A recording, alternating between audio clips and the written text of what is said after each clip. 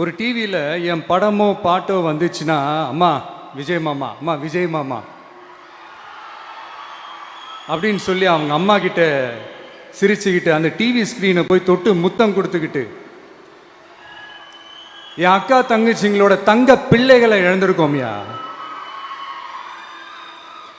மழலை கூட சரியா வராதப்போ ஒரு பேப்பர் மேகசினில் என் ஃபோட்டோவை பார்த்தா அது சிரிச்சுக்கிட்டு, அந்த கள்ளங்கபடம் இல்லாத அந்த சிரிப்பு, அந்த கடவுள் மாதிரி இருக்கிற அந்த பச்சை பிள்ளைங்களை இழந்திருக்கோம்யா.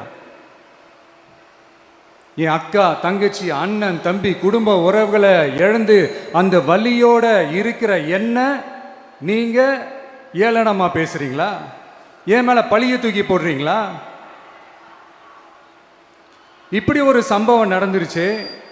இது ஏன், எதனால, அதுக்கான பின்னணி என்னன்ட்டு அந்த வலியோட வீட்டில் உட்கார்ந்துட்டு இருக்கிறேன்.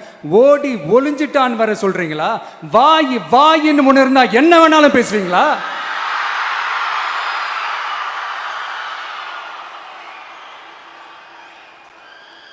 மக்களே, நான் உங்களையே கேட்குறேன். அன்னைக்கு அத்தனை க்ரௌடு இருந்துச்சு. அந்த க்ரௌடுக்கு தகுந்த மாதிரி போலீஸ் பாதுகாப்பு கொடுத்தாங்களா? இந்த இடத்தை எடுத்துக்க சொல்லி நாங்க தான் சொன்னோம்னு ஒரு போலீஸ் ஆபீசர் பேட்டி கொடுக்கிறாரு. அதுக்கு என்ன அர்த்தம்? இவ்வளோ வலி, இவ்வளோ காயங்கள் கொடுத்துட்டு பழிய தூக்கி நம்ம மேல போட்டுட்டு அதுல ஒரு அரசியல் ஆதாயம் தேடுறீங்களேயா? இதுல வாய் கூசாம சட்டசபையில ஸ்டாலின் சார் நம்ம மேல திருப்பி விட்டு அங்க ஒரு அரசியல் செய்றாரு. அதுக்கு என்ன அர்த்தம்? நமக்காக வந்திருக்கிற மக்களை காக்க வைக்கிறதுக்கு நான் ஒன்றும் ஆதாயம் தேடுற அரசியல்வாதியெல்லாம் கிடையாது. மக்களுக்காக அரசியலுக்கு வந்தவன் இந்த விஜய்.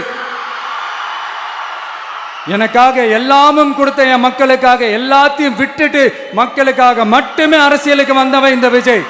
அவங்களுக்காக நன்றி கடன் செலுத்துறதுக்காக மட்டுமே அரசியலுக்கு வந்தவன் இந்த விஜய். உங்களுக்கு தான் இந்த விஜயை பத்தி நல்லா தெரியுமே. ஆனா நம்ம எல்லாருக்குமே இத்தனை வலிகள் காயங்கள் கொடுத்தவங்களுக்கு இந்த 2026 தேர்தலில் தக்க பதிலடி கொடுத்துட்டீங்க. ஆனா அது மட்டுமே பத்தாது மக்களே, அது மட்டுமே பத்தாது.